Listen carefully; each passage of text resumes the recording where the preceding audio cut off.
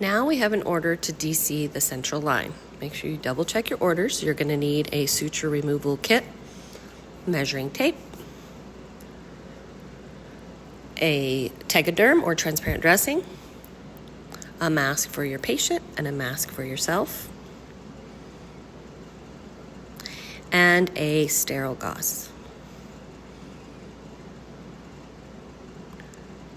So we've double checked our order that we need to DC the central line.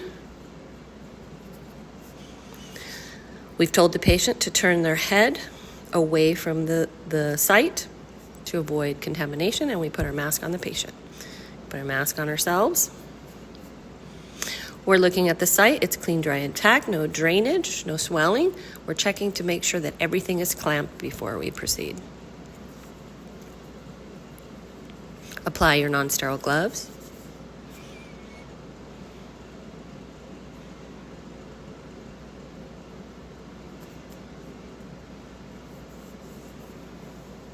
And in reality, these central lines will be sutured in place or have a stat lock.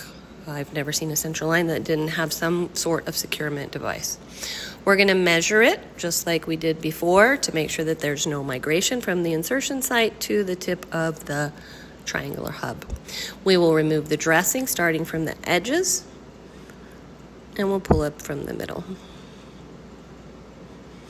Again, it's a lot easier to take it off on an actual human than it is on the mannequin. So we've looked at the site, it looks great. Now we're opening our suture removal kit. I'm showing you the supplies. There's scissors, gauze, and tweezers. These are all sterile. First, you're gonna grab your scissors. You're gonna clip the sutures. It actually takes a little while longer to do that. Then you're gonna remove them with the tweezers. And then you're going to pick up that gauze from the top, leaving the bottom sterile to put on the site. Then you're going to have the patient bear down or hold their breath while you do this. Count to 3, hold your breath, remove it quickly. Inspect the tip and the entire length of the catheter to make sure everything's intact and not going on vacation somewhere inside the patient's bloodstream. We're going to hold pressure for 5 to 10 minutes, longer if they're on blood thinners. For checkoff purposes, we're just going to demonstrate it or verbalize it. We're going to open our sterile gauze, pick it from the middle, that way that part is sterile, part that's going to be touching the insertion site, and then you have your transparent dressing. Replace it after you've held pressure. Then you're going to open up your Tegaderm. And this Tegaderm's a little smaller than the gauze itself. So if that happens, you can fold the corners over to the middle. And if you notice, you're still maintaining the sterile part where the insertion site is.